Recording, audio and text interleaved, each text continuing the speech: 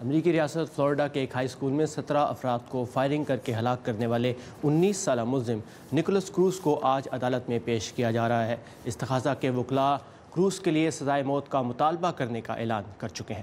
گزشتہ روز واشنگٹن میں بھی کیپٹل ہل کے باہر آواز نامی تنظیم کی طرف سے سال 2012 سے اب تک اسکول شوٹنگز میں ہلاک ہونے والے تقریباً 7,000 بچوں کی یاد میں جوتوں کے 7,000 جوڑے رکھ کر احتجاج کیا جا رہا ہے۔ تنظیم کے مطابق یہ جوتے سیلیبریٹیز اور ہلاک ہونے والے بچوں کے خاندانوں نے عطیہ کیے ہیں۔ اور آج امریکہ بھر میں سکولز کے طلبہ کی بڑی تعداد گن وائلنس کے خلاف احتجاج کے طور پر اپنی اپنی کلاسز سے واک آؤٹ بھی کر رہی ہے۔ اس واک آؤٹ کے بارے میں مزید جانتے ہیں وردہ خلیل سے، جو ریاست ورجینیا کے شہر ریسٹن کے ایک سکول کے باہر موجود ہیں۔ وردہ، یہ واک آؤٹ کتنی دیر کے لیے ہے اور طلبہ کیا کریں گے اس دوران؟ جی ثاقب، آپ نے بالکل کہا، اس وقت میں ساؤتھ لیک ہائی اسکول کے باہر کھڑی ہوں۔ جیسے کہ آپ پیچھے دیکھ سکتے ہیں، کچھ ہی دیر کے بعد جو طالب علم ہیں وہ اپنی کلاسیں چھوڑ کر واک آؤٹ کریں گے۔ واک آؤٹ ہوگا 17 منٹ کے لیے، کیونکہ ہلاک ہونے والے بچوں کی تعداد بھی 17 تھی، تو وہ 17 منٹ کے لیے واک آؤٹ کریں گے۔ اور پاس ہی میں یہاں پر ان کا ہے ایک باسکٹ بال کیمپ، وہاں پہ جا کے وہ سب بچے اکٹھے ہوں گے۔ طلبہ وردہ، آپ صبح سے وہاں موجود ہیں، آپ کی کچھ طلبہ سے بات ہوئی، کیا جذبات ہیں ان کے، کیا کہتے ہیں وہ؟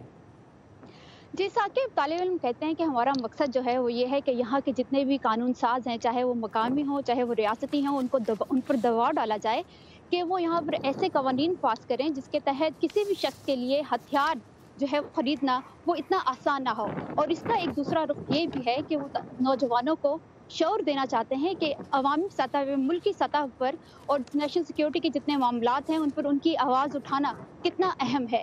ساتھ میں آپ کو یہ بھی بتاتی چلوں کہ یہاں کی جو انتظامیہ ہے، اسکول انتظامیہ، وہ بچوں کو جو ہے وہ بالکل سہولت دے رہی ہے کہ وہ اپنا جو ہے قانونی حق استعمال کریں اور اس معاملے پر اپنی آواز اٹھائیں۔